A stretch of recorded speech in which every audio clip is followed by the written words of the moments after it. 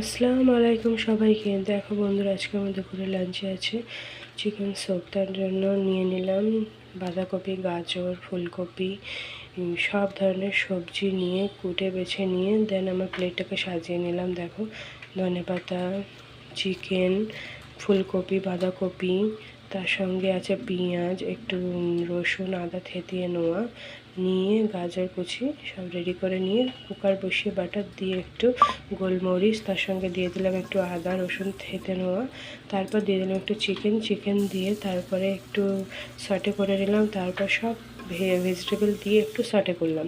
দেন তারপরে সটে করে নেওয়ার পরে একটু সামান্য লবণ দিয়ে দিলাম। তারপরে দিয়ে দিলাম একটু পানি, দিয়ে একটু কর্নফ্লাওয়ার গোলা পানি দিয়ে দিলাম যাতে ঝোলটা জাস্ট একটু গাঢ় সুন্দর টেস্টি হয়।